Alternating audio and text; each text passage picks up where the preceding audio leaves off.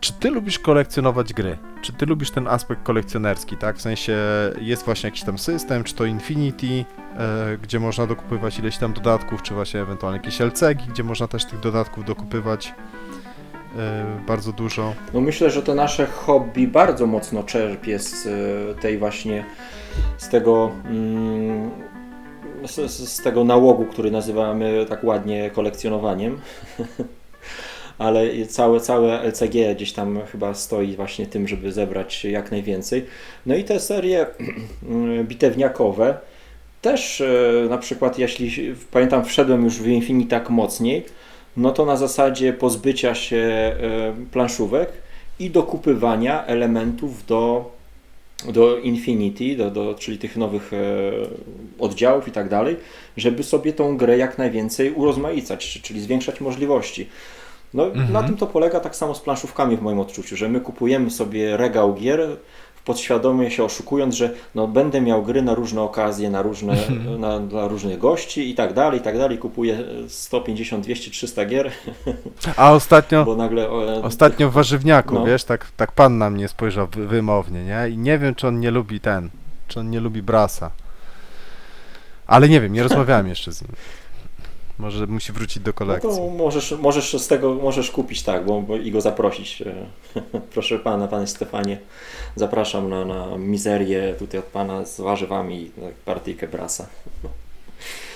No ale coś w tym jest, w tym collectible, że to wciąga bardzo, bo znaczy akurat w przypadku właśnie tych gier, tak jak skirmisz czy karcianek, to widzę większy sens niż kolekcjonowaniu gier planszowych, które po prostu stoją na półce, nie? Tutaj rzeczywiście tego używam, więc ten collectible jest bardziej dla mnie adekwatny, nie? Niż nie wiem jak ty odbierasz to kolekcjonowanie w przypadku właśnie gry o Tron czy Netrunnera. Wiesz co, ja nie lubię zbieractwa, nie lubię kolekcjonowania. Ja jestem strasznym prostakiem i lubię minimalizm. Im mniej rzeczy, tym lepiej, nie? Jakby dla mnie to wszystko, co zajmuje miejsce, to są śmieci mniej lub bardziej. Chyba że faktycznie to są rzeczy użyteczne i takie, których, no właśnie, jak sama nazwa wskazuje, używam. I teraz tak, na pewno unikam jak ognia gier, to się nazywa chyba tradable, tak? Czyli na przykład te wszystkie Magiki, ogólnie pay to win, można tak nazwać. Keyforge też. Keyforge'a tam mam parę deków, ale nigdy w niego jakoś tak nie wszedłem mocno. No teraz chyba Lorcana wyszła takim wielkim hitem na Gen-Conie, pokazywało gradanie się. Okazało, Jak? nie? To jest właśnie gra Lorcana w świecie Disneya. A, coś jest, coś tam jest w świecie Disneya. No, No. wiesz, tego jest sporo, nie? Te gry tak naprawdę chyba najlepiej się utrzymują. Wiem, że jest też jeszcze to Flesh and Blood. O, Flesh and Blood. Między innymi. Ale mówię, tych gier zupełnie unikam, nie? Bo ja nie lubię pay to win, okej? I ktoś może powiedzieć, no dobrze, ale przecież w LCG-u też masz pay to win, nie? No nie wygrasz, jak nie kupisz sobie najnowszego dodatku na turnieju, czy coś takiego. No i to jest nieprawda, bo pay to win polega na tym, że ten, kto więcej wrzuca, tak, do woreczka ze swojej skarbonki, ten ma większe prawdopodobieństwo, albo na pewniaka coś kupuje, albo ma większe prawdopodobieństwo. W przypadku LCG-ów po prostu jest ustalone zasady, jest ustalony jakiś zestaw setów, tak, z których można korzystać i wszyscy gracze mają identyczny dostęp do takich samych kart. W przypadku właśnie tych Magiców i tak dalej, wiele tych kart jest jakiś tam, ja się na tym nie znam, unikalnych, legendarnych, whatever, polega po prostu na jakimś tam szczęściu, tak, w wylosowaniu tej karty, ewentualnie też jeszcze w zakupie, tak, bo tam całe markety są takie giełdy, tak, i to takie naprawdę poważne giełdy, gdzie się olbrzymimi sumami obraca, gdzie ludzie sobie po prostu kupują, ktoś wyszukał, wynalazł. Oczywiście tu trzeba powiedzieć, że no jak ktoś jest cepem, to choć miał talię za $1 milion, no to i tak nie wygra z osobą, która gra profesjonalnie latami, nie? Więc to też nie jest takie hop-siup, ale jeśli gracze są, rozumiem, na podobnym poziomie, no to wygra ten, który ma droższą tak jakby talię, tak? No tak, zasadniczo tak. I natomiast wracając właśnie do LCG-ów, tak, czyli to w co się bawię faktycznie, to też nie podnieca mnie kupowanie tych rzeczy, natomiast no kolejne zestawy dają faktycznie nowe możliwości, otwierają w grze, tak? Faktycznie, tak jak sama nazwa wskazuje, rozszerzają tą grę, rozszerzają paletę mechanik też często, ale często też możliwości deck buildingu, tak? Budowania tych decków, tych kart, no po prostu zwiększają różnorodność, tak? Tych partii, no bo tak jak mówimy, tak? To są systemy całe no, zwiększają to pole manewru, dywersyfikują, różnicują, wprowadzają te rzeczy. No i znowu, czy jest sens posiadania według mnie wszystkich dodatków? Absolutnie nie.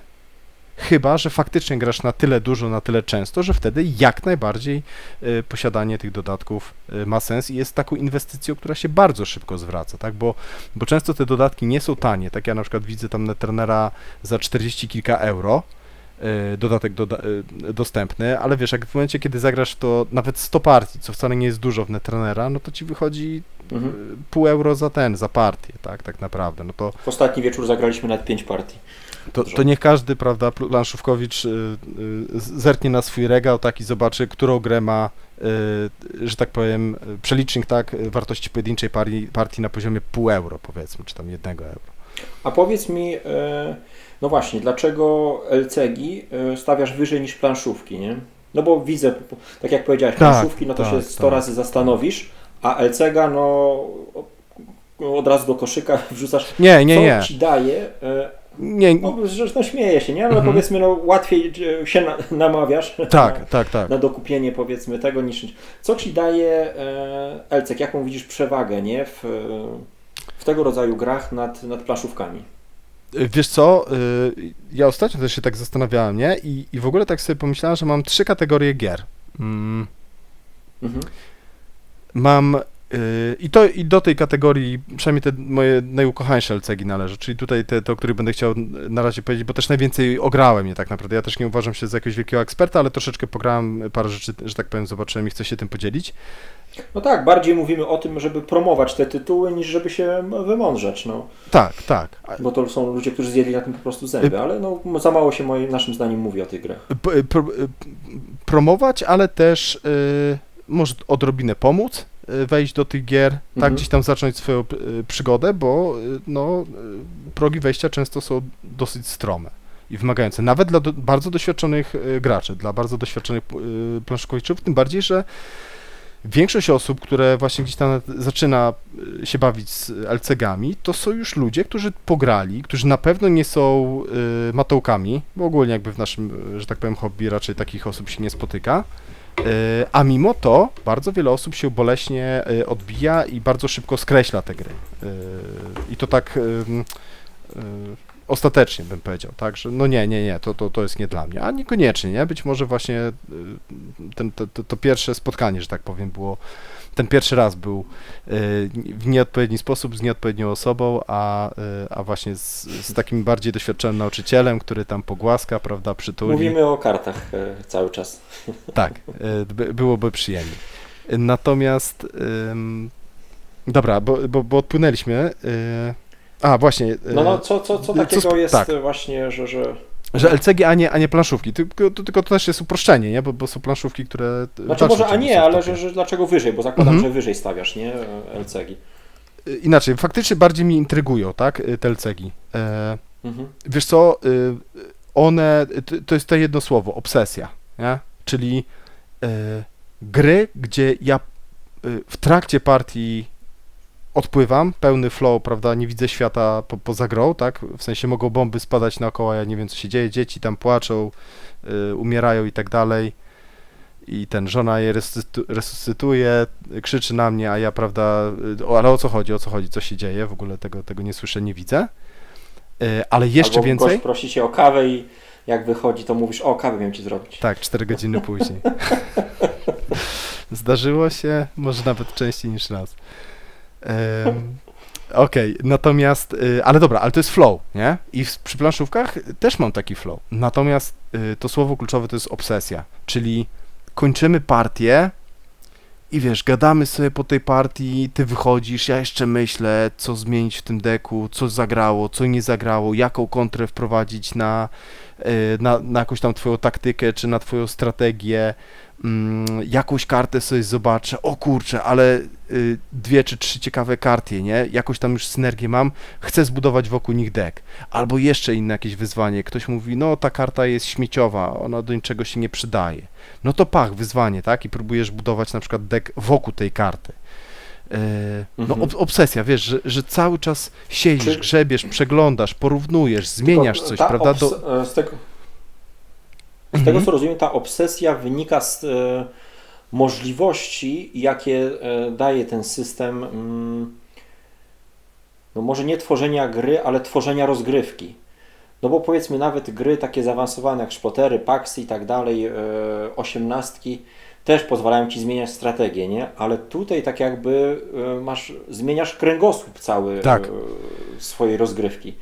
To już to tak jakbyśmy mamy powiedzmy grę opartą na frakcjach w stylu, nie wiem, Blood Rage czy coś, czy Zakazane Gwiazdy i nagle przed partią ty tą frakcję sam tworzysz. Mówisz, a ja dzisiaj moim tam Space Marine dam super szybkie statki. I ktoś siada z tobą do stołu, zaczyna grać i mówi, ty, jak oni zapierdzielają na tych stateczkach. Nic nie mogę zrobić, prawda? Bo daj mi silniki, nie?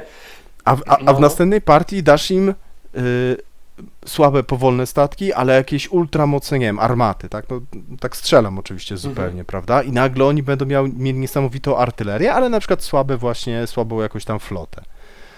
Coś za coś. I tu jest ten taki pierwiastek odkrywcy, nie? Że ty za każdym razem sobie odkrywasz i tworzysz na nowo tą swoją frakcję. To też mnie zawsze fascynowało. Pierwiastek, odkrywcy też, ale też tego kreatora, prawda? Tego twórcy światów, czy twórcy deków. No bo to jest niesamowita właśnie też radość, prawda? Jak coś, co stworzysz, nawet jako tako działa, nie? Bo tu absolutnie nie mówię, prawda, o tworzeniu jakichś deków, które są ale jest tu turniejowe. Ten pierwiastek taki właśnie, tak jak powiedziałeś, kreatora, który daje olbrzymią radość, że to twoje dziecko, nawet jak ma jedną rączkę krótszą, to i tak je kochasz, bo sam je stworzyłeś, nie? Więc tutaj Zakazane Gwiazdy, powiedzmy, siadam, gram taką frakcją albo taką frakcją, ale ona ma już narzucony pewien sznyt. Mogę oczywiście próbować, wyłamywać się poza tym, ale pewnych rzeczy nie przeskoczę. Tam też się trochę buduje, prawda, w trakcie partii. Tam też się buduje tą kartę swoich strategii zakazanych. Bo dobierasz sobie rękę kart, które chcesz i dzięki temu, moim zdaniem, właśnie ta gra też dlatego tak wysoko stoi, właśnie dzięki tej możliwości modulowania w trakcie rozgrywki swojej frakcji. Wiesz, zróbmy krok wstecz, nie? Deckbuildery w stylu Dominiona, ale też tych jeszcze prostszych, tak? Jakieś Star Realmsy i milion klonów tego. Zwróć uwagę, że mnóstwo osób ogólnie bardzo wiele osób lubi budowanie, prawda? Ten aspekt budowania. Tak. Tutaj ten aspekt budowania jest przeniesiony poza rozgrywkę, prawda? Dlaczego? Dlatego, że te karty są dużo bardziej złożone, dużo bardziej skomplikowane, dużo bardziej mają takie wysublimowane, takie bardzo specyficzne synergie pomiędzy sobą, które nie są widoczne ani na pierwszy, ani na drugi, ani na trzeci rzut oka, prawda? Czasami wręcz przez przypadek je się odkrywa, nie? W trakcie partii. Co też ma swoje jakby minusy, tak? Bo jest pewnie skomplikowanie zasad na kartach, jest skomplikowanie większe samych zasad rozgrywki, tak? Już tego takiego frameworka, tak? Tej instrukcji po prostu do gry, ale coś za coś, no. No właśnie, tutaj możemy właśnie tak pokazywać dwie strony medalu, czyli powiedzieliśmy o tej pierwszej, tym pierwiastku odkrywcy kreatora, no i po drugiej stronie będzie ten właśnie problem z czasem między partiami, z tą inwestycją czasu potrzebnego właśnie na poznanie gier poprzez kolejne rozgrywki, w zobaczeniu tych różnic, które nam daje podmiana kart. Na początku to będzie zupełnie niewidoczne, czy ja zmienię 10 kart, czy jedną, czy 5, to mam wrażenie, że gra mi się tak samo, jeśli jeszcze przeciwnikowi udało się stworzyć albo gra gotowym, świetnym deckiem, no to ja w ogóle się czuję sfrustrowany, bo nic mi po prostu nie działa, nie? Więc tu jest taki pierwsza wielka trudność, czyli czas potrzebny do poznania i czas pomiędzy Tak. partiami. Znaczy, bo tutaj jakby wrzuciłeś sporo rzeczy, nie? Sporo tematów, więc tak. Może zacznijmy od tego czasu. Tak, czas jest potrzebny. Ja pamiętam, kurczę, teraz niestety zapomniałem, kto ten komentarz napisał, ale chyba właśnie pod jakimś filmikiem od trenera u nas. Ktoś napisał, że tam najlepsi gracze spędzają nawet 90% czasu na statystykach, jakiejś tam budowie, dopieszczaniu tej talii, a tylko właśnie jakiś tam ułameczek czasu na graniu faktycznie tą talią. Ja tam wyskoczyłem, że nie, to tak nie jest do końca, że to wszystko musi być sprawdzone w boju, ale powiem szczerze, że faktycznie jakby policzyć czasowo, tak, w godzinach, to może faktycznie tak jest. Nawet ja, tak, jako osoba taka, no, ten tak zwany kitchen player, tak, czyli taki gracz, który gra w kuchni, tak, właśnie z tobą, czy nie bawi się w turnieje, bardzo dużo czasu, no muszę poświęcić tak na czytanie tych kart, analizowanie, wymyślanie czegoś, budowanie, poprawianie, zmienianie, a później jeszcze, już nawet nie liczę tego, wiesz, że zagram partię i później tweakuję, tak, czyli takie, wiesz, wprowadzanie poprawek, jak już przetestuję. Natomiast mimo wszystko, no, nie ma innej możliwości niż bezpośredni starcie, tak, jakby test w boju tej naszej talii, ale to wszystko wymaga czasu, tak, czyli bardzo dużo czasu spędza się właśnie na zabawie w budowanie.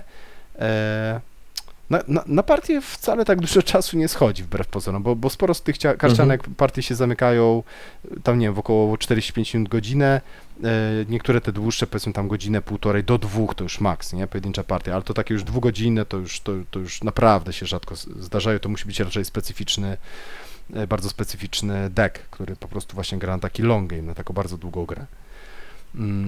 No. Dlatego często te osoby, które grają, powiedzmy, czy w bitewniaki, czy karcianki, to są osoby, które zajmują się tylko tym, nie? Czyli zdobywają już to doświadczenie, powiedzmy, w LCG-ach i ewentualnie zmieniają system na inny, ale już no, bogatsi o te doświadczenie, które zdobyli, przenoszą go na nowy system, nie? Ale już czerpią radość z tego i raczej nie grają w planszówki, nie? Często tak jest, że to są gracze już po prostu tak jakby skierowani na ten rodzaj hobby. Znaczy, wiesz co, mi się wydaje, że to po prostu się rozbija o możliwości czasowe, nie? Że jak po prostu byliśmy tymi kawalerami na studiach czy gdzieś i tego czasu było w kij, to bylibyśmy w stanie sobie na wszystko tak naprawdę pozwolić, żeby to wszystko robić, no a z czasem w zależności właśnie od obowiązków i możliwości to no po prostu każdy z nas musi wybierać. I ja też w pełni jakby rozumiem, że ktoś nie ma ochoty właśnie wchodzić w taki system, angażować się, tak naprawdę bardzo dużo zainwestować tego czasu. I właściwie no non-stop, tak, w jakimś tam stopniu trzeba ten czas inwestować, bo też z tymi LCG-ami jest ten efekt, o którym kiedyś, pamiętasz, Łukasz ci wspominał przy okazji Go, tak, czy ogólnie ludzi, którzy gdzieś tam się bawią w takie turniejowe granie, że jak się czegoś nie robi, jak się nie ćwiczy, jak się nie gra, to człowiek, że tak powiem, to skille spadają. No ze wszystkim tak jest tak naprawdę, tak.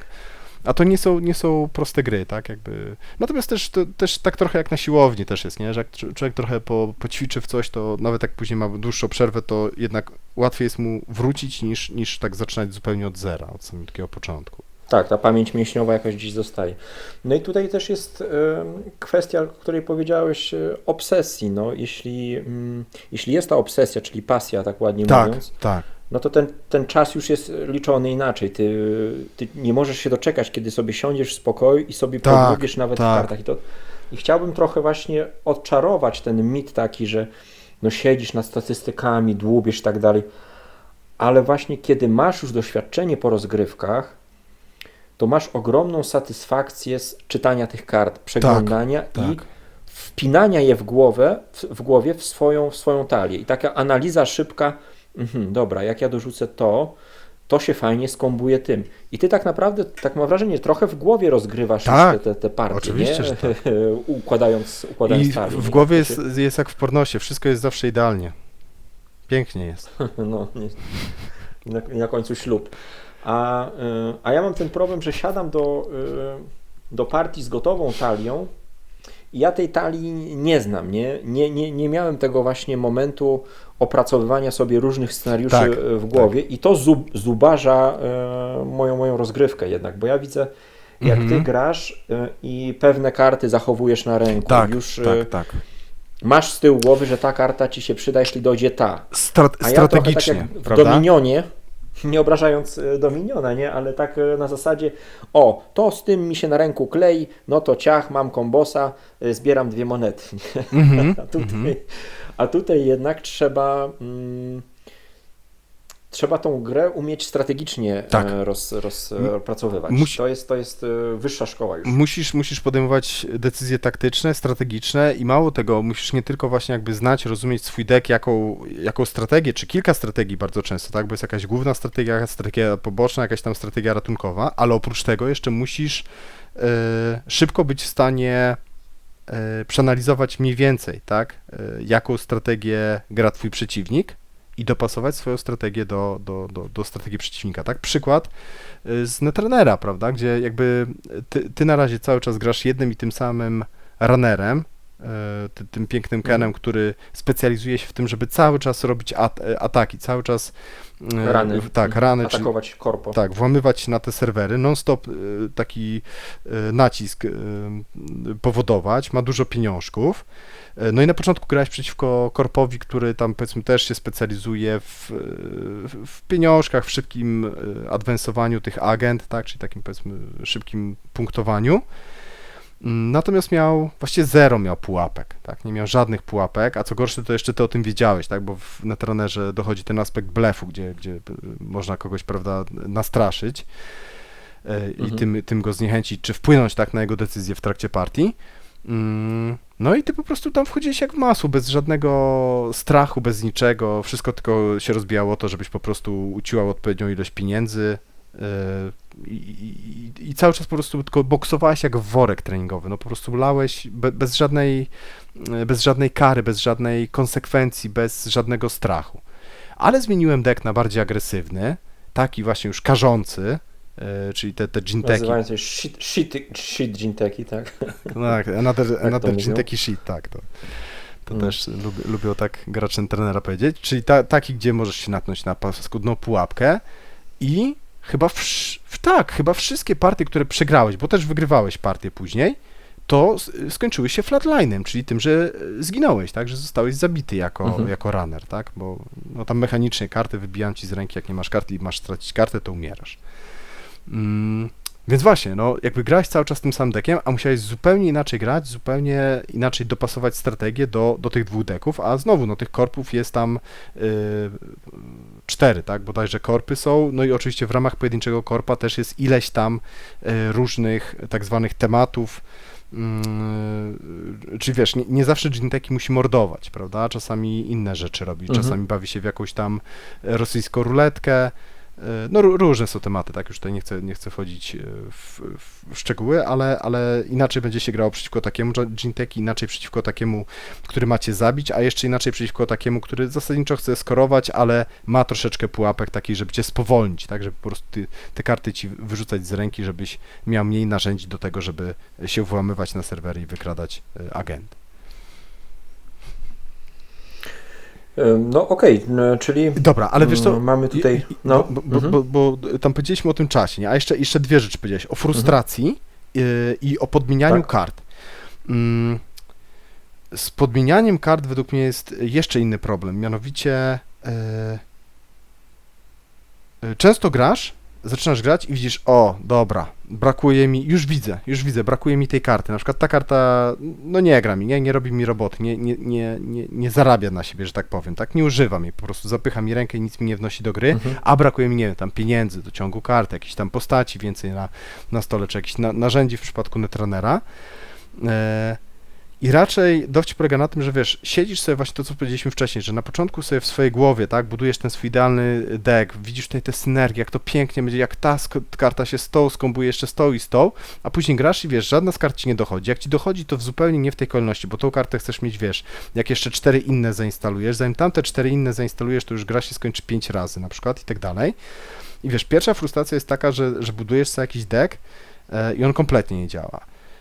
Ale znowu, zaczynasz go tweakować, tak, czyli no widzisz, tak, nie mam pieniędzy, no to dorzucam więcej kart ekonomicznych, prawda, nie mam dociągu kart, no to więcej kart na dociąganie kart, nie mam tam jakichś narzędzi do łamania, włamywania się na serwery, no to więcej takich narzędzi.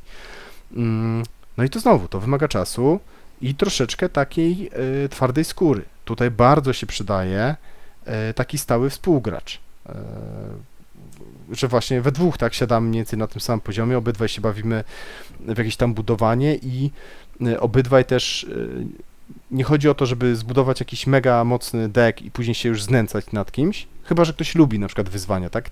Ja na przykład lubię tego typu wyzwania, że ktoś ma mocny deck i próbuje w końcu ten jego deck pokonać w jakiś sposób, ale to raczej nie na początku. Nie na początku gry, jak ją dopiero poznajesz. Jak już troszeczkę ją poznasz, to wtedy masz, prawda, masz wiedzę, masz umiejętności, masz znajomość pewnych kart i możesz zacząć próbować taki mocny deck pokonać, natomiast na samym początku to raczej będzie frustrujące i po prostu taki bezsens się będzie czuło, że no cokolwiek nie zrobię, ile w to nie włożę wysiłku, to i tak skończy się w ten sam sposób, czyli paskudną przegraną. I to nie chodzi o to, że się przegra mecz, prawda, tylko chodzi o to, że się po prostu zostanie znokautowanym, że tam nic się nie robi, że wiesz, że to wygląda jak walka Mike'a Tysona z przedszkolakiem po prostu.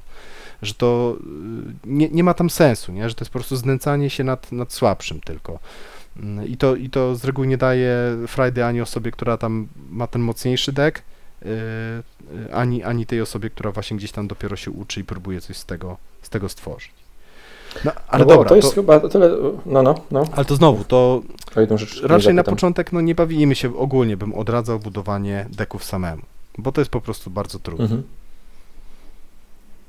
No właśnie, to tutaj wrzucę pytanie, bo z tego co rozumiem, to bardziej niż budowanie uniwersalnego decku na wszystko, ty chcesz zbudować taką swoją szpicę, która będzie po prostu to, co ma robić, robiła w 100%. Po prostu się na tym maksymalnie skupić. Oczywiście musisz tam zadbać o ekonomię czy coś takiego, ale jednak tak. Nie stworzysz decku, który będzie super walczył z każdym, nie?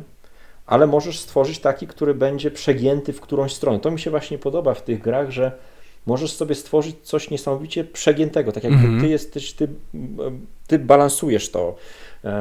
Ty możesz sobie to tak zbudować, że po prostu zaskoczysz kogoś w tej jednej dziedzinie, to będzie super mocne, nie? Powiedzmy właśnie, tak jak w przypadku Netrunnera, że to będzie jakiś deck, który po prostu ma za zadanie zabijać tego runnera i wiesz, do tego dąży. Nieważna ekonomia, nieważne wszystko, tylko właśnie tak, no chyba o to chodzi, nie? Żeby zrobić jedną dobrą rzecz ten deck ma robić, tak? Tak, czy nie? Tak. Zasadniczo każdy deck powinien mieć pomysł na siebie, swój pomysł. I zasadniczo, kurczę, tak się zastanawiam, czy są jakieś deki takie bardziej reaktywne właśnie, ale raczej nie, raczej każdy z nich ma jakąś główną strategię, którą chce realizować i ewentualnie właśnie tą strategię, ten plan B, tak, ewentualnie jakiś tam C i dalej. Dlaczego? Dlatego, że te gry są bardzo mocno oparte na optymalizacji.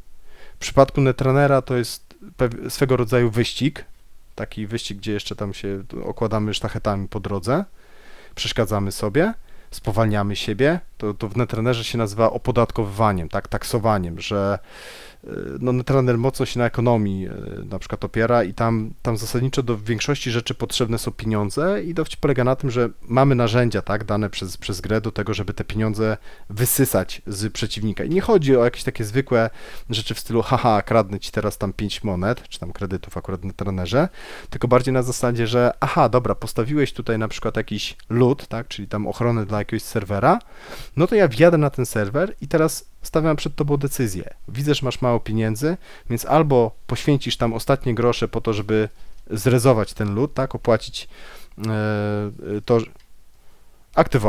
aktywować ten loot, czyli odkryć tą kartę, żeby ona zaczęła działać, tak, bo taki zakryty loot nic nie robi. Albo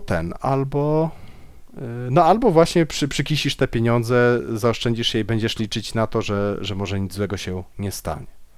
Dobra rada to jest taka, że jak ci czegoś brakuje, nie wiem, postaci w Grze o Tron, pieniędzy w Netrunnerze, pieniędzy w Grze o Tron i tak dalej, to też takie te dobre praktyki są dla ludzi designujących gry. Jak coś nie działa, to nie próbuj tego tweakować tak delikatnie, tylko wiesz, daj czegoś 2 razy więcej, daj czegoś 3 razy więcej, daj czegoś 2 razy mniej i tak dalej, nie? Okej, czyli żeby nie dorzucać tych postaci pojedynczo tam delikatnie, tylko już tam rzeczywiście mocno Tak. przesolić tą zupę. Tak, tak. No procentowo, tak, żeby to było faktycznie odczuwalne i później dopiero zacznij tweakować, prawda? Czyli tak trochę taką zasadą divide and conquer, prawda? I próbować znaleźć ten złoty środek. I jeżeli rozumiem. stosujesz się do tej zasady, to z reguły będziesz czuć czuć te Różnicę? zmiany w deku, prawda? Że być może w dobrym zaczyna kierunku, albo właśnie, że przesoliłeś i aż za dobrze, tak? Masz za dużo pieniędzy, ale nie masz innych rzeczy, dajmy na to. I druga rzecz, to też, ale to też ze wszystkim właściwie tak się mówi, tak, że zawsze staraj się wypisywać sobie problemy, gdzieś tam sobie notować z twoim deckiem i atakować te problemy pojedynczo, nie? No dobra, brakuje mi postaci i pieniędzy. No to najpierw zajmijmy się pieniędzmi. O, pieniądze już śmigają, no to teraz z postaciami zaczynamy. Bo jak za dużo naraz zaczynamy wymieniać, oczywiście to zawsze kusi, tak, bo to każdy się śpieszy, chce zaoszczędzić czasu i tak dalej, ale to też czasami kończy się tym, że się dłużej po prostu gdzieś tam błądzi po lesie. No a powiedz mi, no właśnie, bo to jest taka chyba niekończąca się trochę, znaczy to chyba, no to jest opowieść, tak, no bo powiedzmy masz deck, on fajnie działa, grasz nim, no a kiedy i co, przychodzi moment, kiedy co, stwierdzasz, że coś dalej w nim nie działa? Mhm. Jak to To wygląda? zależy. No bo, Ja bardzo lubię urozmaicenie, tak? Czyli w momencie, kiedy stwierdzam, że jakiś deck już całkiem fajnie działa, że jestem z niego zadowolony, to wtedy zmieniam sobie i wiesz, jakąś inną frakcję, zupełnie próbuję budować deck oparty na innych mechanikach, zupełnie inny sposób działający, bo też co jest fajne, wiesz, ja tutaj dam za przykład tego Netrunnera, bo jak my się z Maćkiem, tak, piwo umawiamy z forum, nagranie, to praktycznie za każdym jednym razem przychodzimy tam z jednym czy więcej, Maciek z reguły ma więcej tych deków niż ja, bo jest w tym lepszy, z ilomaś tam dekami i po prostu zaskakujemy się, nie?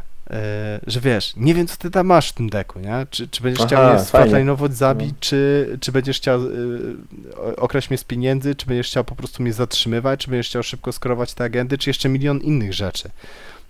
I chodzi o ten taki aspekt... No i testujecie sobie na różnych dekach, ten sam dek przeciwko innemu dekowi już oczywiście inaczej działa. To daje jakieś tam doświadczenie.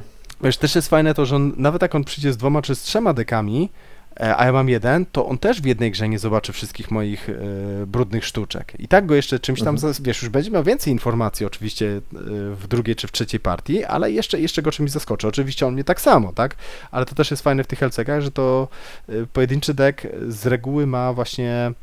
Te gry są tak zrobione, tak, że one mają takie ograniczenia co do ilości kopii karty, które można wrzucić, i co do wielkości tych deków, że nieco wymuszają na graczach tą dywersyfikację i to właśnie wprowadzanie planu A, planu B, jeszcze tam ewentualnie jakichś dalszych planów alternatywnych, czy takich narzędzi, prawda, które się bardzo podoba, przydają. Bo na przykład, zresztą chyba w przypadku każdego LCG tak jest, że talie, które wygrywają turnieje, są później sprzedawane, publikowane i po prostu sprzedawane jako booster paki i tak dalej.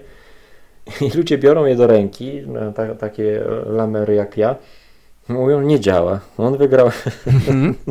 On wygrał tą talię jakieś turnieje, a tu nie działa u mnie w Polsce. Miał farta. No to jak to? Miał farta. Że za tym wszystkim jest człowiek, jego pomysłowość właśnie.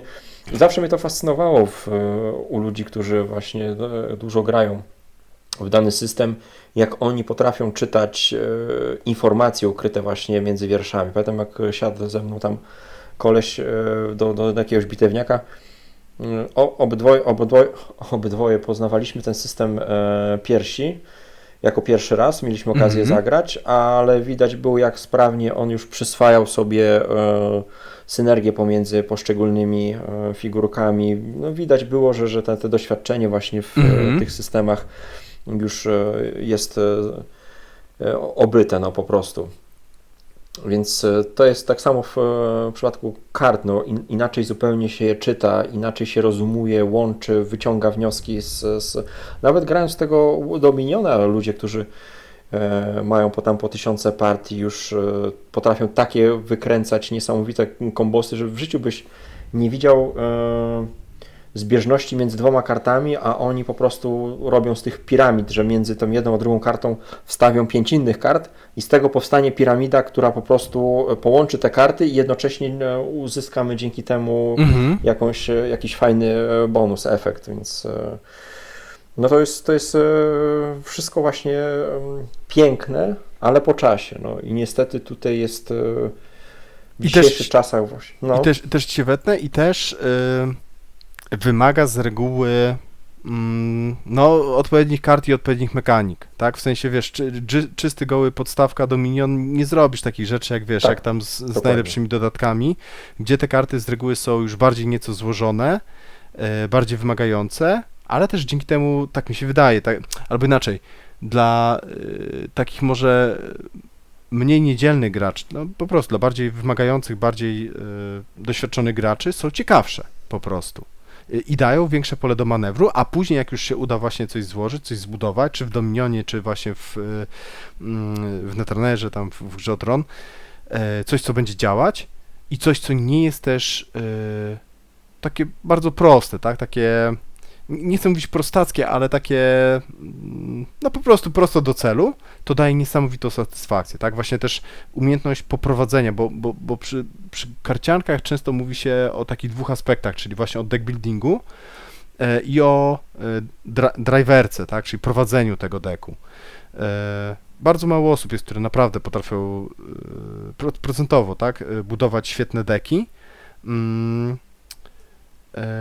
ale znowu, tak, to o czym wspomniałeś, że nawet najlepszy deck jednak wymaga też dobrego kierowcy i zwłaszcza niektóre deki, te bardziej wyszukane, te bardziej skomplikowane, to co dałeś przykład, tak, że dostajesz jakiś tam deck mistrzowski, który właśnie nie był prosty, był bardzo ciekawy, ale jest też wymagający i się okazuje, że w rękach niedoświadczonego gracza, no ani gracz nic nie zrobi, ten deck nie będzie w cudzysłowie działać, tak, no bo nie zostanie odpowiednio te strategie, tak, które tam są zbudowane, te taktyki, te narzędzia, odpowiedni sposób wykorzystania ich nie zostanie.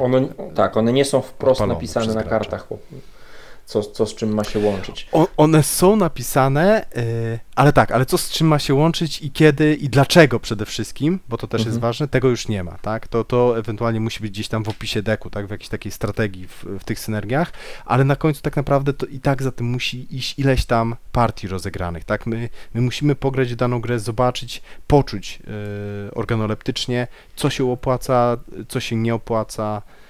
A powiedz mi, czy ty już na tym etapie, biorąc taki deck do ręki, jesteś w stanie zrozumieć, co autor miał na myśli? Nie. W sensie przy takich bardziej do czego wyszukanych został dekach stworzony? absolutnie nie. Absolutnie nie. Tylko mówię znowu o tych bardziej wyszukanych dekach. Bez, wiesz, ja naprawdę, bo często jak są te deki na przykład na tych stronach, prawda, gdzie się buduje swoje talie, tak, czyli tam w przypadku Gry o Tron The Iron Throne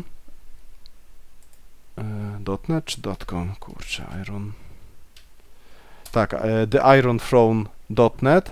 Nie, to jest do grania. Thrones DB. No widzisz, W każdym razie jest serwer do robienia deków, tak? Tak, Thrones DB albo Netrunner DB.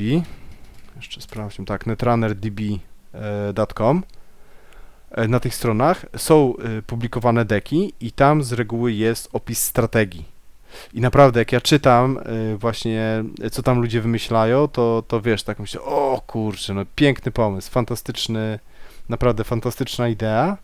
I też często jeszcze, ponieważ każda z tych kart, prawda, ma tam oddzielną swoją stronę, opis i jest taka Wikipedia i pod każdą kartą, potencjalnie, bo nie pod każdą kartą tak jest, ale są komentarze, są właśnie pomysły, są jakieś tam porównania z innymi kartami, jak ta karta w jakiejś tam na tle innych kart wypada, potencjalne synergie, czyli już właśnie takie zaczątki czy taktyk, czy strategii, które potencjalnie można wykorzystać, a inne rzeczy to już właśnie w gotowych dekach, jeżeli autor oczywiście zechce, to się dzieli, tak, tym swoim pomysłem na ten deck, ale z reguły się dzielą, tak, ci ludzie, to jest fajne, bo to też tak trochę w bok skręcając, community, oni wiedzą, że okej, wygrałem jakiś turniej, czy tam, wiesz, zaszedłem gdzieś daleko, to warto jest się tą wiedzą podzielić, bo właśnie przyjdą takie Janusze jak ja i wiesz, i część z nich gdzieś tam się zahaczy,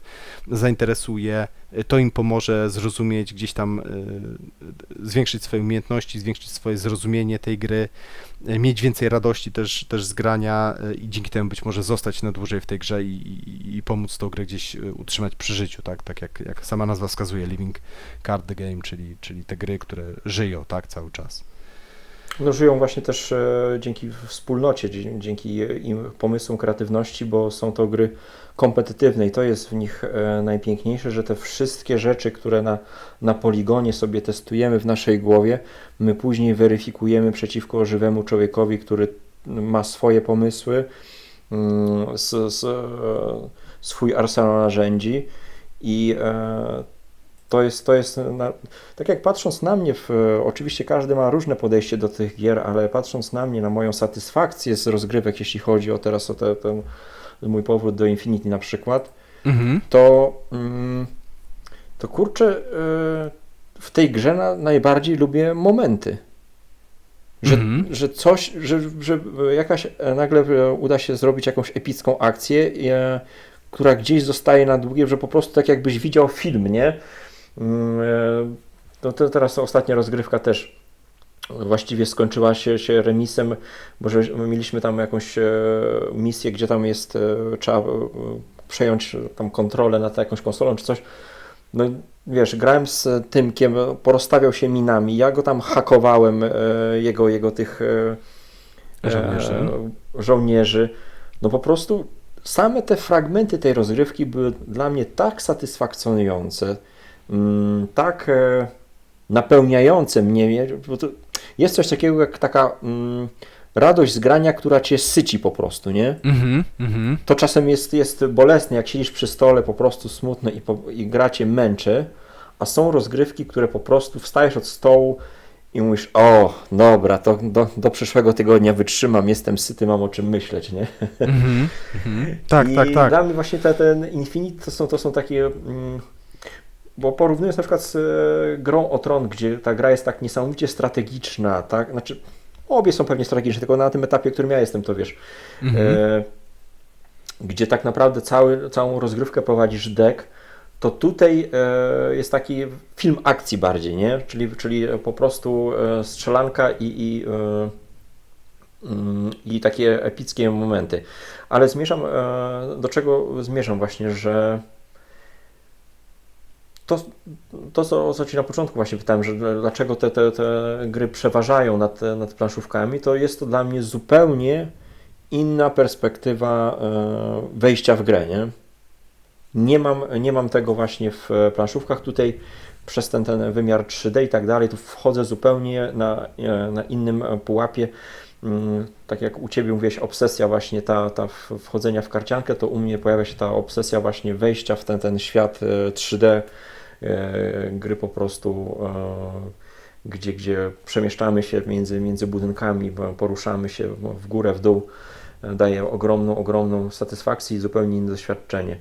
I tak wracając właśnie do tego community, bo no my gramy trochę tak w te gry łopatologicznie, w sensie, że mamy wyciętą ten element community, który jest tak niesamowicie ważny w tego rodzaju grach. No ty jeszcze tam online sobie pograsz z ludźmi, ale właśnie no tak jakbyś mielibyśmy tutaj powiedzieć o tym aspekcie nowym graczom. Czy bardzo brakuje Ci właśnie tej możliwości weryfikowania swoich pomysłów z innymi graczami? No bo jak gramy we dwójkę tylko, no to no szczególnie, że ja jestem niedzielnym graczem, no to nie wiem, no nie masz aż takiej możliwości rozwijania się, nie? Bo to jest zarówno w takich grach 18X, to wszystkie gry oparte o interakcje wymagają różnych przeciwników, nie? Bo wtedy jest po prostu ciekawiej. A czy wiesz co, tu, czy różnych przeciwników, znaczy wiesz, no na pewno fajnie jak jest różnorodność, natomiast ja jestem happy jak jest nawet jeden gracz, ale właśnie taki gracz, który no też to wsiąknie. mocno. Mhm. Właśnie siedzi, nie tylko właśnie przychodzi, dobra, to dawaj deck mi i gramy. Znaczy to mówię, na początku to jest zupełnie normalne, to jest naturalne, ale właśnie wsiąknie w to i później siedzi i samemu, ja teraz powiem w cudzysłowie, odrabia pracę domową, ale to nie jest właśnie odrabianie pracy, tylko po prostu samemu chce, tak? Samemu chce siedzieć, dłubać, coś wymyślać, coś próbować. No nie wyszło to, ale wiesz, ale mnie zaskoczył czymś, przyniósł jakiś deck, który mnie zaskoczył. On nie działa, on jest koślawy, on wiesz, coś tam, czy większość rzeczy się nie spina w nim, ale zaczyna dłubać i w ten sposób się uczyć, nie? Bo no bo dla mnie spora część frajdy z gry też płynie albo inaczej, żeby wejść w ten stan flow, po pierwsze, no to wymagane jest to, żeby druga strona też była właśnie taka w pełni zaangażowana, tak? No ja dam ten kontrprzykład, tak? Czyli na przykład ostatnie nasze partie w grę o Tron, tylko tą planszową, gdzie widziałem, że ty czy Marcin, no mordowaliście się już straszliwie, nie? Ja już mówię, dobra, weźmy to skończmy, bo ja już nie mogę patrzeć na wasze smutne miny. No tak, przy obrzydliśmy grze. i sobie i wam po prostu rozgrywkę, no. I jakby, wiesz, chodzi o to, że ja też mam gry, przy których po prostu właśnie tak wyglądam, że się morduję, że już, wiesz, po prostu nie mam ochoty na to patrzeć, nie? Nie bawi mnie to, nie czuję żadnej satysfakcji. I w drugą stronę, jak ktoś się właśnie wciągnie tak w całości, tak, że nie widzi świata poza tą grą, to jest świetne, ale właśnie jak jeszcze więcej, jeszcze chce tą grę w cudzysłowie studiować, bo to trochę na tym to polega, nie? Że właśnie sobie dłubiesz, że sobie wyszukujesz, to jest jak to takie majsterkowanie przy samochodach, przy jakichś tam motocyklach, nie? Że ktoś siedzi tam ciągle sobie tą szmatką poleruje, a to sobie odkręci tą śrubkę jeszcze raz, ją przykręci, Tak, a to wejdzie na forum, poczyta to sobie coś, kupił no. tam, wiesz, o 3 zł droższą tą śrubkę gdzieś. To jest trochę na tej podstawie, na tej zasadzie zabawa, tylko jakby tego to trzeba poczuć, nie? No po prostu niektórzy, No nie tu wiem, jest lubią to tam taki- dłubać w tych samochodach, inni lubią dłubać w kartach, inni lubią właśnie układać sobie te makiety kartonowe, tak jak ty właśnie z Infinity i biegać po tych schodach, tak, i tam strzelać do siebie, rzucać No granatami. i tutaj jest właśnie taki jeden mit, o którym... jakby- No, słyszysz mnie? No jestem.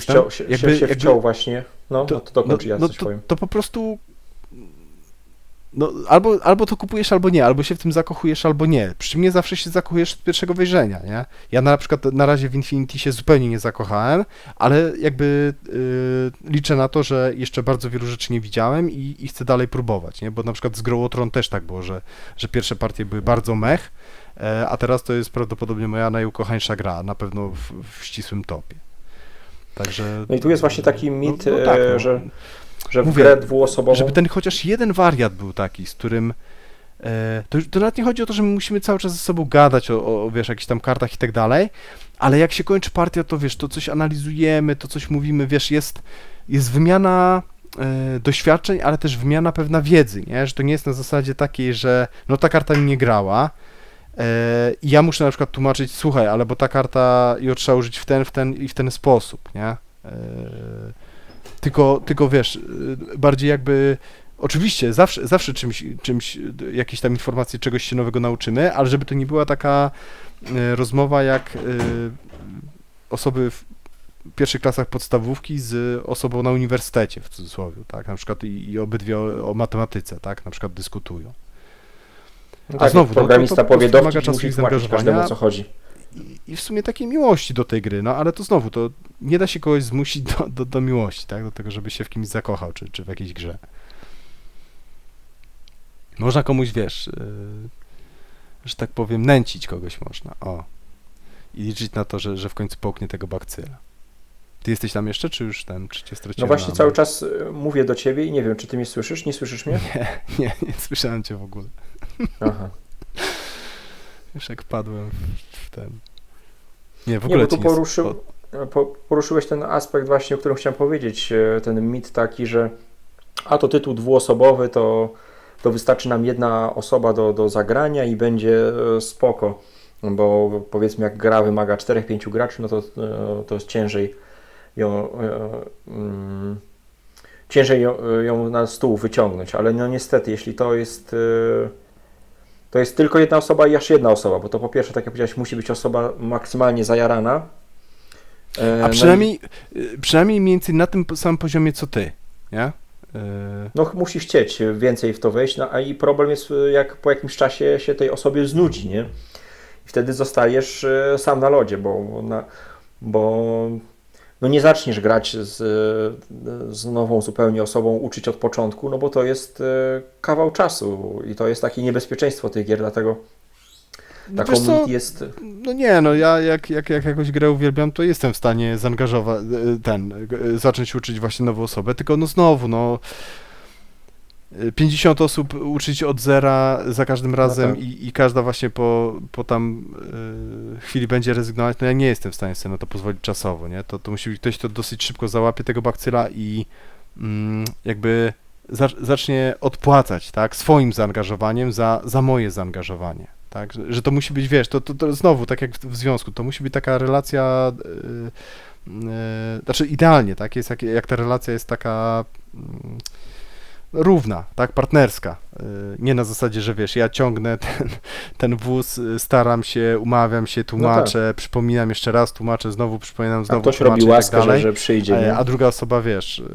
a może przyjdzie, może nie przyjdzie, może coś przeczyta, może nie przeczyta, może tylko no po prostu, no też chcę, właśnie znowu, to słowo kluczowe, chcę o tym czytać, chcę się tego uczyć, chcę to poznawać, chcę się stawać lepsza w tej grze, to jest jak ze sportem.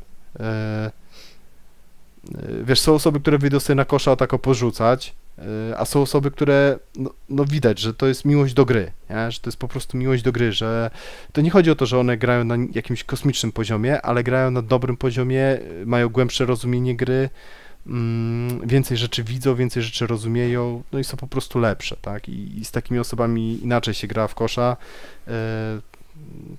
niż z takimi, które po prostu wychodzą sobie tam porzucać.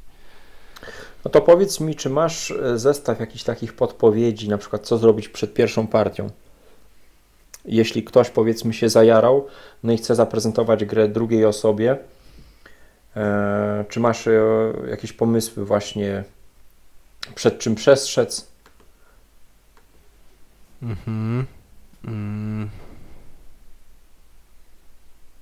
Bo ja na przykład, no to trochę... Wiesz co, kurczę, no parę rzeczy mam, ale w sumie to jest bardzo fajne pytanie i bym się przygotował na to oddzielnie. Tak bym chciał to, wiesz, że tak powiem, zamknąć temat za jednym razem, więc może ty powiedz, a ja kiedyś po prostu powiem o swoich rzeczach. Znaczy tak, no to tak jak mówiliśmy, to są na tyle duże gry, że często tych zasad jest bardzo dużo i na przykład ja tak patrząc z mojej perspektywy nie starałbym się na przykład uczyć wszystkich zasad na pamięć, ale wiedzieć, gdzie ich szukać. Nie bać się tego, że będę musiał gdzieś tą zasadę wygrzebać, bo patrząc powiedzmy z perspektywy tych bitewniaków, pojawi się mnóstwo sytuacji, które wyjdą w trakcie gry, więc przygotowanie się na zasadzie rozgrywki sam ze sobą już nam stworzy pulę pytań, a to jak, a to tak. Pamiętam ja na przykład z tymi Xobosami, które są takim RTS-em na planszy, ile było wątpliwości, jak rozwiązać dane sytuacje. No i tutaj też w przypadku takich gier mocno kompetytywnych też pojawiają się sytuacje, które nie do końca są oczywiste i nie tak łatwo nam na nie zwrócić uwagę, kiedy czytamy instrukcje. Więc tutaj jakaś rozgrywka na pewno zapoznawcza sam ze sobą. No i dobra znajomość, co gdzie leży w podręczniku, jakiś indeks, pomoc. Na przykład tak jak teraz graliśmy w Infinity, to przygotowałbym już kartę z rysunkiem figurki i z opisem charakterystycznym, żebym wiedział szybko, która figurka prawda? to jest do danej statystyki. Niestety ta aplikacja do tworzenia armii daje tylko symbol frakcji, no ale jak ja pierwszy raz w to wchodzę, no to nie wiem, co mi ten symbol frakcji nic mi nie mówi, nie bardziej mnie interesuje, która to figurka tak na planszy. Więc jest to jakaś lekcja domowa do obrobienia, czyli tak, karty pomocy, jakaś rozgrywka. Znaczy ja bym powiedział, że nie jakaś rozgrywka, nie, bo... Znaczy rozgrywka w sensie, chodzi mi sam ze sobą, nie? Że Tak, ale właśnie, żeby to zrobić w miarę porządnie, bo tak jak powiedziałeś, no to Infinity to ma jakiś masakryczny podręcznik z tymi zasadami. LCG też mają bardzo dużo tych zasad i bardzo dużo tych pytań, to są rzeczy, które w każdej partii się pojawią, więc naprawdę takie uczciwe rozegranie tej partii solo sobie żeby samemu sobie zadać te pytania, na nie odpowiedzieć, bo one na pewno padną w trakcie partii właśnie z tą drugą osobą. I przede wszystkim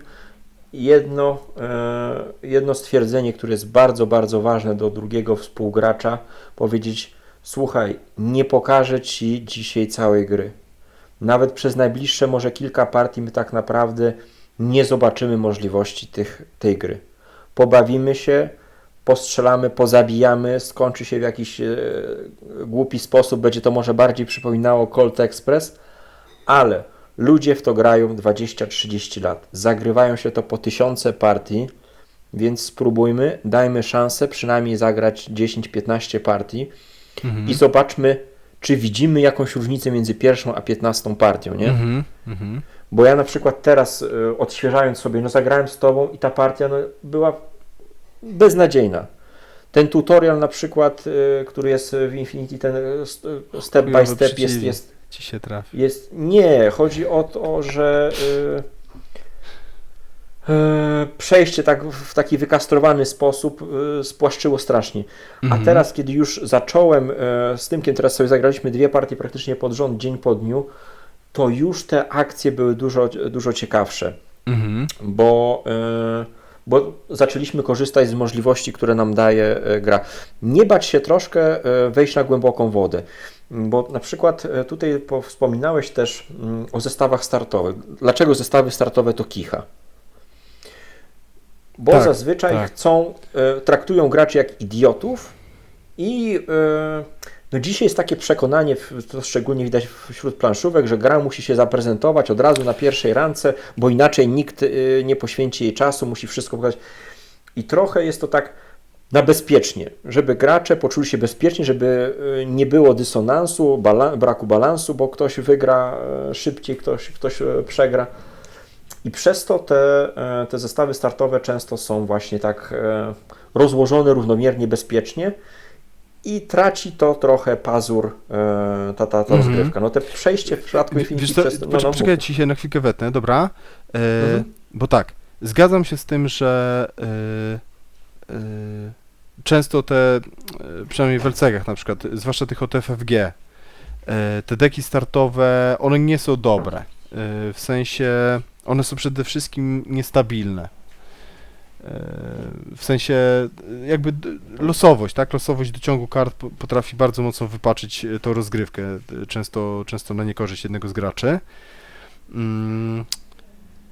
Dlatego na przykład właśnie te deki mistrzowskie są z reguły lepszym pomysłem, ale znowuż tam problemem może być właśnie, jeżeli jest jakaś bardziej skomplikowana strategia tego deku, taki jest trudniejszy do prowadzenia.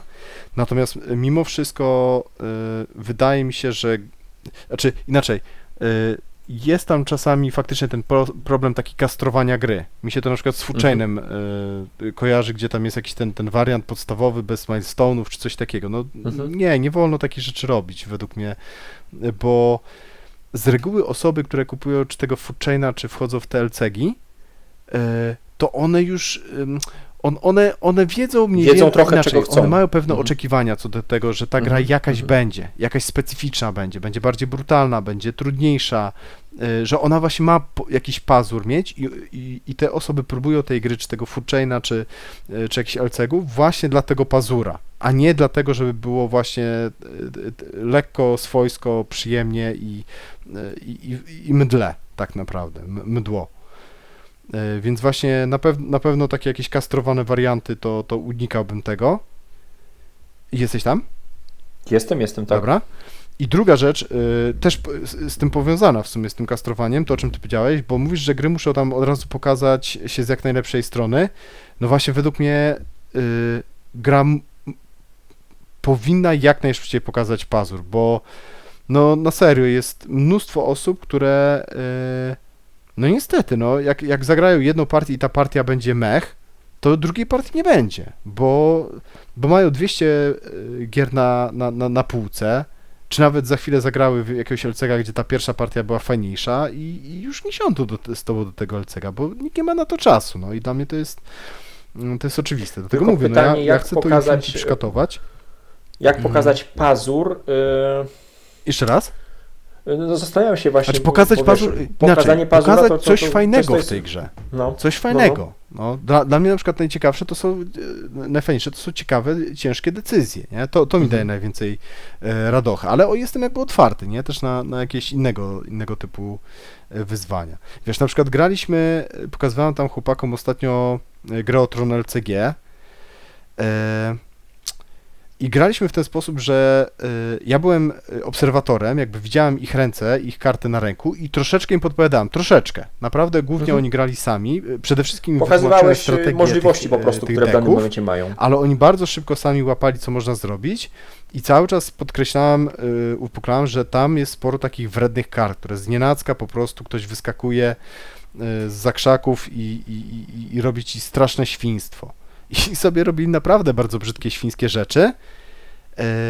No i wydaje mi się, że im się podobało, nie? Bo udało się, tak? Ale wiesz, też byłyby osoby, którym by się to nie podobało, no ale no mówię, znowu, uprzedzałem, jakby przygotowywałem ich na pewne rzeczy, co się w grze wydarzy, prawdopodobnie, bo mogło się nie wydarzyć, jednak losowy dociąg kart, ale wydarzyło się i sami to zrobili, sami właśnie spróbowali ten plan odpalić, udało się odpalić ten plan i no, widać było, że mieli z tego satysfakcję. Oczywiście druga strona miała łzy w oczach, ale też doceniła, prawda, co się stało, bo to akurat tak się fajnie złożyło, że jeden zrobił, świnie podłożył, tam pozdrawiam Misiencjusza i Kolosa M, podłożył świnię drugiemu i później drugi się pięknie odpłacił tym. Także, no mówię, ale wiesz, no gra pokazała pazurek. No właśnie, tylko ja byłem element... nie wiem już, na pewno po ponad 100 partiach, nie, w grę o Tron. No, tam, tutaj miałeś ten... nie wiadomo, godzinach na zabawy, czytania kart, budowania jakichś tam biedadeków i tak dalej. Halo? Jestem. Tylko właśnie, tutaj pojawił się ten pierwiastek w postaci osoby doświadczonej i to tak, jest, tak, czyli ten community jest tak niesamowite ważne w tego rodzaju grach. Zresztą to też często, mówiąc o 18 kolejowych, powtarzaliśmy właśnie, że jeśli chcesz wejść w jakąś grę głębiej, no to musisz odrobić pracę, musisz chcieć ją odrobić. Musisz chcieć się tym zainteresować. Nie możesz liczyć na to, że ktoś ci powie, jak w tą grę grać, wygrać. Musisz musisz się w to zaangażować, chcieć się zaangażować. Nie wiem, z czego to wynika, no, ale na jakimś etapie pojawia się ta obsesja, ta fascynacja danym tytułem. No i ktoś drąży, szuka. Problem jest z tym, że trzeba znaleźć drugą, trzecią osobę, która tak jak mówiłeś, też jest tym tak zajarana. I wtedy tak naprawdę drzwi stoją otworem przed takimi graczami. No to nie są gry, które da się po prostu ogrywać raz na miesiąc, raz na 2-3 miesiące, bo to wszystko czyści się, zapomina się możliwości, które te gry oferują. Tak, to prawda. No ja pamiętam tą naszą ostatnią partię po dłuższej przerwie gry o Tron, gdzie gram teraz, jak się nazywa ten ród? W LCG, tak? Gry o Tron. Tak. Greyjoyowie. I za cholerę nie mam pomysłu na sytuację, która teraz mnie spotkała, czyli blokujesz mi kartę, wokół której oparty jest mój deck. I teraz ja muszę mieć plan B, co w takiej sytuacji robić, nie? I ta partia była tak nijaka z mojej strony. Tak, jednostronną. Bo nie potrafię tych kart połączyć ze sobą, nie potrafię wyciągać wniosków. I to jest najbardziej denerwujące, kiedy kończysz partię i tak naprawdę nie wiesz, jak przyjść lepiej przygotowanym do kolejnej. Tylko wiesz co, z tym deckiem jest parę problemów, nie? On jest trudny do prowadzenia. Naprawdę jest trudny, w sensie... Tylko ja dalej nie wiem, na czym polega trudność, w sensie, co to znaczy, że deck jest trudny? Jest trudny, jest wymagający. Druga rzecz jest taka, że właśnie ty ale powiedz grałeś... mi konkretnie... Kurczę, nie wiem, pewnie z miesiąc temu albo więcej. Ja ci wtedy tłumaczyłem mniej więcej ten deck, nie? I to też tak na szybko, po łebkach i tak dalej. No ale już teraz po miesiącu, no to nie miałeś prawa tego, bo ja nie pamiętałem już nawet jak ta strategia, bo ja nie grałem tym deckiem jeszcze nigdy na przykład, bo to akurat z netu był deck wzięty. Więc wiesz, trudny deck, plus nie zna się strategii, no to jest jakby przepis na katastrofę, tak? Mimo, że ty i tak tam sobie jakoś radziłeś, no ale no niestety, no. Ja muszę więcej grać na dłuższą grę, czyli właśnie tak jak ty, planować sobie Gra o Tron jest trudna, ogólnie to jest, gra o Tron LCG jest trudna, jest wymagająca, jest bardzo mały margines błędu, tak naprawdę. Wiesz, im więcej gram, to tym bardziej to do mnie dociera. Mi się to podoba, ale to tym bardziej jeszcze wymaga zaangażowania i no, ogrywania, po prostu grania, popełniania błędów, resetowania partii, grania znowu, popełniania innego błędu, resetowania i tak dalej. No to ja mam jeszcze jeden taki z mojego doświadczenia tip, poradę. Z drugiej strony, kiedy się niesamowicie zajaramy danym tytułem i lecę na bazar wyprzedać wszystkie inne gry i inwestuję tylko w to. No tutaj bym się zatrzymał, bo ja sam też byłem w tej sytuacji, wyprzedałem wszystkie planszówki, jakieś perełki, nie perełki, no bo już gram tylko w to, no a po pół roku się okazało, że nie mam z kim grać i jestem z pudłem figurek, które jeszcze w dodatku ciężko sprzedać, więc jeśli w drugą stronę właśnie nie zniechęcimy się, ale się mocno zajaramy, to też trzeba taki stoicki spokój zachować. Ok, dobrze, zobaczymy, co będzie za 10, 15, 20 partii, czy się nie zmieni mi, czy koledzy, więc tym bardziej, że często jest możliwość, jeżeli nie zagrania gdzieś fizycznie u kolegi, koleżanki, to na przykład przez internety, tak, na jakiś tam Tabletop Simulator, czy w przypadku tych LCG-ów większość tych gier ma implementację online, tak, które na przykład pilnują zasad i to jest też super.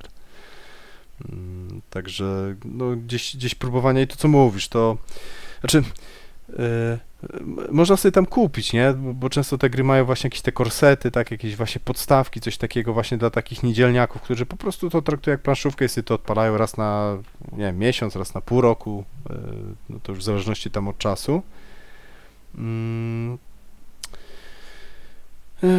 Tylko, no znowu, tak, ty powiedziałeś na przykład chyba o tym, że te korsety są często, no po prostu by design wykastrowane. Ja widzę inny jeszcze problem, na przykład w przypadku tych karcianek LCG, że tam po prostu jest za mało kart, jest inaczej, jest za mało kart, a za dużo mechanik powrzucanych, tak żeby, wiesz, pokazać pewien potencjał, ale z tych kart nie da się z tego stabilnego deku zbudować, albo jest to bardzo trudne, tak, no wymaga to po prostu już ogrania i doświadczenia dużego, a znowu mówimy o osobach, które gdzieś tam zaczynają swoją przygodę, no i kończy się tym, że ktoś zagra i ten dek jest niestabilny, jest głupia losowa gra, bez sensu, nie da się wygrać, tak, albo jest tylko jedna strategia wygrywająca i to ląduje w śmietni, znaczy na bazarze, tak, także no niestety.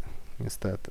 Tak, widzę, że niektórzy gracze mają taką tendencję wyrokowania po jednej, dwóch partii i to często gdzieś tam słyszę w podcastach i tak dalej. Ktoś zagrał jedną, dwie partie i mówi już jaka ta gra jest, nie? Co jest no, tak, bzdurą po prostu. I też nie wiem, czy faktycznie takim największym rozróżnikiem osób, które zagrały swoją, w cudzysłowie, pierwszą partię w coś, tak, właśnie w jakiegoś LCG, w jakiegoś bitewniaka czy coś, i podobały jej się danej osobie versus nie podobały się, to jest ten nauczyciel. Że jak jest ten nauczyciel, który często też oczywiście dysponuje, prawda, już kartami, tak, czy tam tymi figurkami, to nie tylko udostępnia, tak, ten swój content, ale przede wszystkim prowadzi, tak, tego gracza. Nie na zasadzie pokazuje gra możliwości za niego, tylko taką pieczę nad partią, tak? Taki element bezpieczeństwa wprowadza, taki ojcowski element bezpieczeństwa, że jesteśmy na basenie, tu jest głęboka woda, ale wiesz, ja tam cały czas tym kijkiem gdzieś koło ciebie jestem, rekina więc czuj się przy babie. bezpiecznie, jak zaczniesz tonąć, to wiesz, to czy cofniemy ruch, tak, czy coś innego zrobimy. Będzie dobrze. No dobra, powiedz żeby nie mi, było czy... tylko, że tylko mam metafory z pornosów. Powiedz mi, czy jeszcze coś masz tutaj w tym temacie, bo to chcieliśmy zrobić taki tak naprawdę wstęp do tematu, który pewnie będziemy dalej zgłębiać, czyli właśnie no, spotkania z tymi grami takimi bardziej zaawansowanymi, jak właśnie karcianki czy bitewniaki, więc jeśli Was interesują jakieś konkretne zagadnienia w tej tematyce, no to piszcie tutaj, komentujcie, bo pewnie w kolejnych materiałach już przyjrzymy się bardziej szczegółowo Netrunnerowi, grze o Tron i opowiemy sobie o tym, jak wejść w te systemy, żeby czerpać z nich jak najwięcej przyjemności, radości. Więc jeśli macie tutaj jakieś konkretne pytania akurat o te dwa systemy, no to dawajcie znać w komentarzu, bo postaramy się tutaj też odpowiedzieć jeśli będziemy potrafili, na te pytania. Tak jest. Może jedna rzecz, nie? To, co powiedziałeś, tak, z tym wyprzedawaniem kolekcji, to jeszcze raz wrócę do tego, żeby był jeszcze ten jeden wariat, który też właśnie będzie mniej więcej na waszym poziomie, jeżeli chcecie się w ten sposób bawić, tak, czyli tam jakieś kupować większe zestawy, bo i znowu, to jedyny sposób, żeby to zweryfikować, to po prostu zagrać z tą osobą naście, czy najlepiej 10 partii, bo to, że z kimś zagraliście jedną, czy dwie, czy trzy partie i się tej osobie podobało, to i wam ta gra strasznie siadła na głowę, cały czas o nie myślicie, to nie znaczy, że ta druga osoba czuje to samo, tak? To jakby według mnie jedyny sposób, żeby to zweryfikować, to jest zobaczyć, jak często ta osoba was pytała, to kiedy w końcu zagramy znowu w jakiś tam X. Ja mam wrażenie, że te gry... Słyszysz mnie teraz? Na te partie. Halo, halo? No, jestem. Słyszysz mnie? Ja mam wrażenie, że te gry potrafią bardzo się zmienić w naszych oczach. Ja miałem takie doświadczenie właśnie z osiemnastkami, ale też właśnie z karciankami, że często jest tak, znaczy często, Boże, no to zależy od indywidualnie, ale może być tak, że te gry okazują się czymś innym niż na początku zakładaliśmy. No pamiętam, że tak jak mówiłeś o Pawle, który sprzedał grę o Tron LCG, no po wielu partiach, ale stwierdził, że w końcu, że ten tytuł go na tyle frustruje, denerwuje, że to nie jest to, w co chce grać. Mimo, że też miał tam kolekcję jakiś już zebraną, więc no, trzeba te gry stopniowo poznawać i przyjmować z całym dobrodziejstwem inwentarza, że tak powiem. No. Bo nie ma gier idealnych. Ta bańka, która na początku się tworzy, ona pęknie z czasem. I wtedy pojawią się no, jakieś te chropowate miejsca w każdej grze planszowej. Choćby nie wiem, jaki to był wasz ukochany tytuł, no to nie można przyjmować, zakładać, że to jest idealny tytuł bez wad. Bo na początku, ja mam wrażenie, ja mam takie podejście, że zaczynam coś grać i widzę, że to jest gra bez wad, to jest ideał po prostu, no, to jest ten święty gral. I za każdym razem później okazuje się, no jednak nie, jednak wytrzeźwiałem. A to ciekawe, więc... mi się tak raczej nie zdarza, ale nie, ja tego nie oczekuję, nie? Ja po prostu, wiesz, no albo od razu się podniecam, znaczy od razu, no po prostu, wiesz, podoba mi się, angażuje mnie i to tak w całości mnie angażuje gra, albo jest tak, że no jest okej, nie? No bo tam słabych gier to już naprawdę praktycznie nie ma. Tak, no ale nawet jestem pewien, że byś potrafił jednym tchem wymienić wady gry o Tron i Netrunnera, które pojawiły się z czasem kolejnych rozgrywek, nie? Z czasem? Których na początku mogłeś nie widzieć, czy nie? Wiesz co, gry o Tron chyba prędzej niż Netrunnera. Netrunnera to bardziej takie cechy są, które mogą się komuś podobać albo się nie podobać. No ja widziałem taki na przykład zarzut, że właśnie ktoś na forum przyszedł z gry o Tron do Netrunnera i taki był zdziwiony, że kurczę, ale no ja tutaj jako korp to nie za bardzo mogę skrzywdzić tego Netrunnera i tak dalej, no bo był przyzwyczajony do tego, że po prostu no jest walka na śmierć i życie, no że tam już po prostu pazurami, ostatnim pazurem wydziobiesz komuś oko, żeby odgryziesz sobie dwie nogi, żeby to oko mu wydziobać. A Netrunner jest dużo bardziej ekonomiczny, dużo bardziej polega na no właśnie na tym wyścigu, tak, takim spowalnianiu siebie wzajemnym i po prostu przegonieniu kogoś. Natomiast gra o Tron ma mnóstwo potencjalnych takich, już bym powiedział, wad, tak, czy takich cech, które już naprawdę wielu osobom się mogą nie podobać, tak, jest brutalna przede wszystkim, jest zdradziecka, jest bardzo często pojedyncza, ten balans, tak jakby w grze jest taki bardzo kruchy, tak, że naprawdę pojedynczy dociąg karty, pojedyncza karta zagrana, pojedyncza niezagrana karta potrafi położyć całą rozgrywkę, tak, taki efekt kuli śnieżnej spowodować i tego, że już się dany gracz nie wygrzebie. Tylko to znowu, to jest cecha tej gry po prostu, no to i też tak trochę wygląda gra o tron, tak? W grze o tron zwyciężasz albo giniesz w paskudny sposób, więc no tak jak powiedziałeś, to musisz brać z całym dobrodziejstwem inwentarza albo po prostu nie grać w tą grę.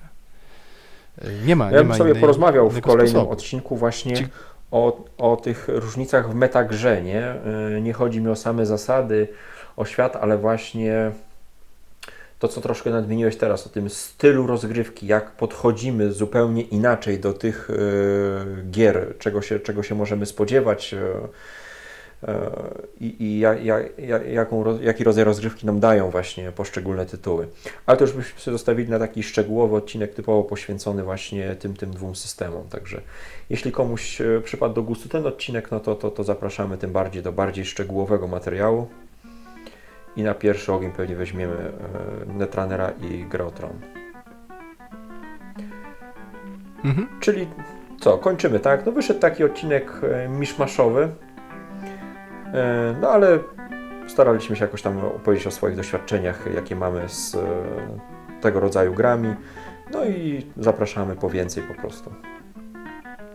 Tak jest, buziaczki Dzięki serdecznie, pozdrawiam Irek. i Piotrek. Hej.